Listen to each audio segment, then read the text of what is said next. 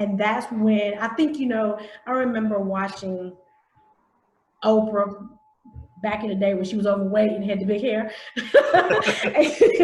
And she used to talk about, you know, she had one particular segment talking about child sexual abuse. Okay. And she said, oh, I didn't remember it to X, Y, Z. And I'm like, lady, how you not gonna remember something so traumatic, right? Yeah. But it happened. What? 26. I mean, I can remember Andre and Marcherie. I can remember the moment. I can remember the day of the week. I can't tell you the date. I can remember the day of the week. It was a Sunday when my bottom fell out. And I honestly wanted to not live anymore. I wanted to die. I prayed and I begged for God to take me. Were you a mom at that time? Yes. I felt my son was about not quite 2 years old. And I felt like he would be better off without me. I was just that damaged, that hurt. I mean, to describe that pain, it's one of those moments. I don't know if you have any, Marjorie, if you had any children, you know how you can, you know that pain, you know that you can, that pain leading up to the contractions, you can say, oh yeah, it really hurt, it really hurt, it really hurt. And then you have the baby, it's like the pain goes away. Like you can't describe the pain other than say it hurts. But that was a pain that will forever be with me. And I had decided that Anissa's not worthy to be, you know, Donovan's mother, and Anissa's not worthy to be here because the pain and the realization and the memories was too much for me to handle. So, I was going to ask you, like, you did mention that you do a lot of writing. So after that whole process, did that make you really want to write more? Did that inspire you to write a book or anything? Initially, no, because you have to remember when you're damaged, you really don't look for an outlet to find this creative space. You're so busy trying to figure out what the hell just happened. You know, one minute I'm married and I'm happy, and next minute I'm like, did I just have an out-of-body experience? Did I just wake up? Where did this come from? I don't even, you know, I don't remember this. And it all came back. So during that time, it was honestly, Marjorie, to answer your question, I was all about trying to figure it out. What happened? And you know what, until you go through it, it's hard to explain, but you go through different levels. You go through levels of being angry. And then what people don't tell you about, you go through that level of being, you trying to blame somebody. Like, where were you, mama and daddy? Where were you when this was going on? Why didn't you, why didn't you see the signs? You know, I'm a parent now. If anything was to happen to my child, I would know all the warning signs to look for. But so I went through that, and then I went back to being angry. Then I went to feeling like not that I deserved it, but that I set the scene to make it happen. It's just it's crazy. And I went through 2 therapists. One threw me on some drugs, which was a whole nother story. And doesn't work. No, the problem was getting off of the drugs was in my next hurdle, because then they get you on these antidepressants to where you're kind of like you're not phased. It's kind of like chill. You know, you kind of chill to the point, and then so when disappointments come, you're like, it's nothing. That didn't work out. You kind of think, and then when you get to the realization, like, okay, now I want to get off of them. Andre and Marjorie, when I say I was in the bed for days, I said, I no longer want to be on this medication. I took myself off, and I can remember spending days in bed just crying.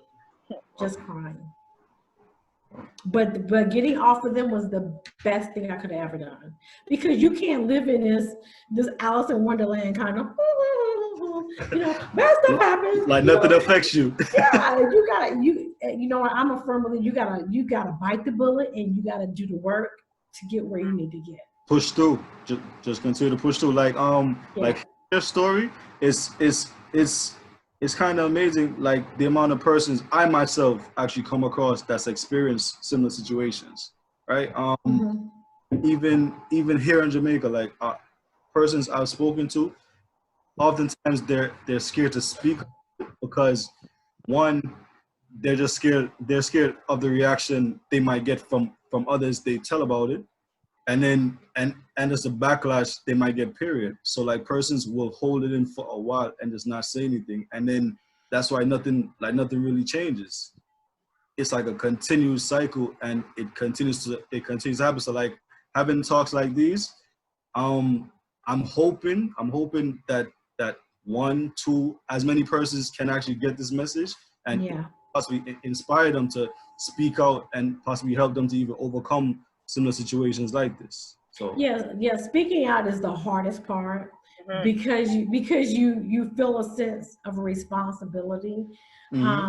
Because even though the incident may have happened when you were too young to know better, but like I said, when we were talking earlier about my father, it's hard as an adult to revert back to that childlike mentality. So you're in this adult mind thinking, well, why didn't you do this? Why didn't you do that? You know, to get, and it's hard. But like I said, I am here I believe in being transparent. And, you know, if I can help somebody, my story is one of probably a million. But I know still unique. I know what I know. You know, as Andre said, like back home it's a problem. Even here it's a problem.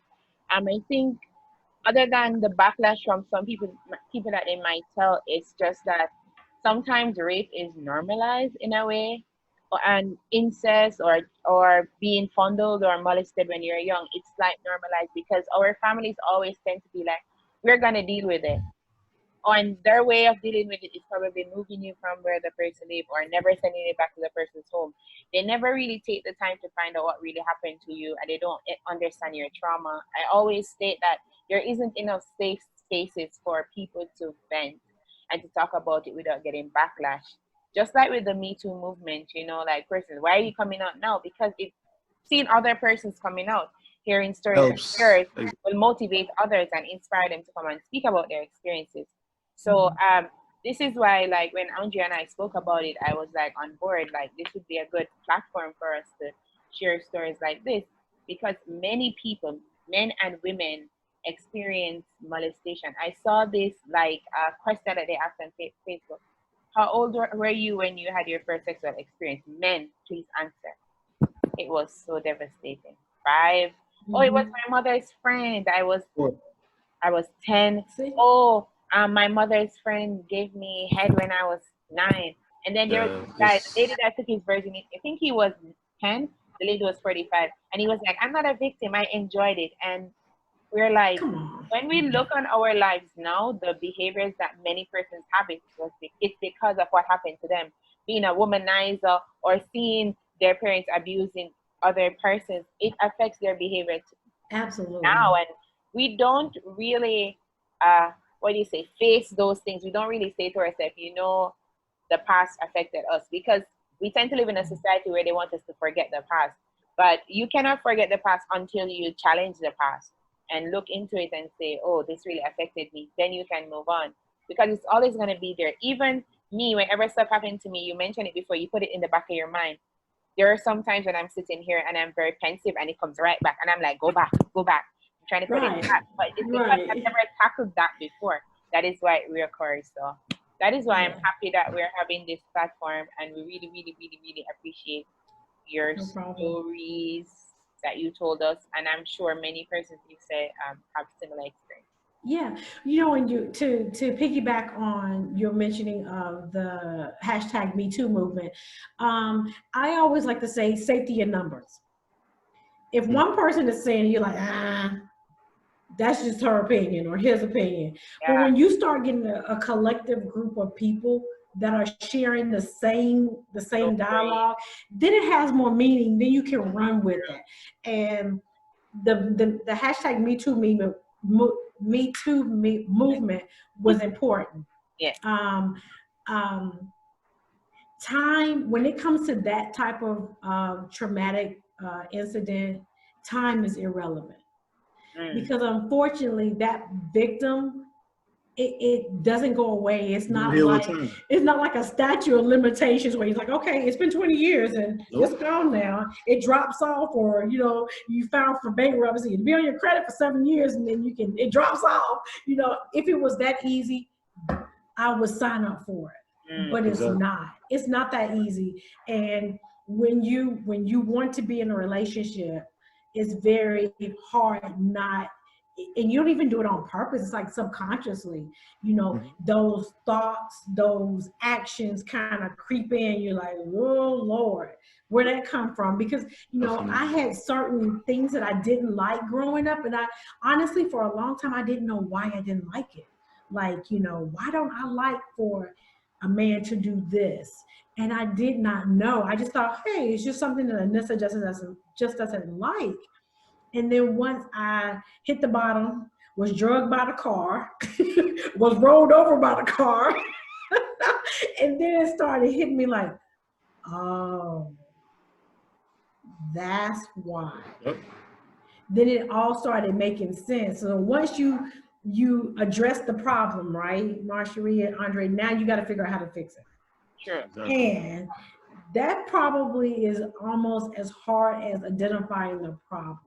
Because now if you're trying to be progressive, you want to go to therapists, and they have these different opinions on how to fix you, right?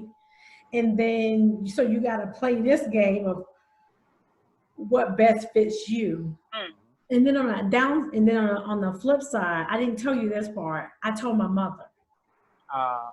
Okay. Family, let me tell you. Was not a good experience. Let the face say it all. I remember the day. You know how you remember those incidents where you can remember exactly where you were? Yep. Like, I can remember I had decided, I think it was my therapist idea, to invite her to lunch. So I had met her for lunch from work. I met her at lunch at this Chinese restaurant. See, I know these things. And I said, we had small talk, how's Donovan, which is, my son, blah, blah, blah, how's work, how's married life, whatever. And I said, I got something that I need to tell you, and I don't know how you're going to take it. And I began to tell her what this man and his brother had done to me for years. Oh, wow. I'm not talking about like, wham, bam, thank you. I'm talking about, and how I was very detailed how everything, Marjorie, how it started off with, I said, with alcohol, and how I was like, I was drinking Seagram 7 at 10. Wow. And if y'all know anything about Seagram 7, that shit is nasty, right? Burns.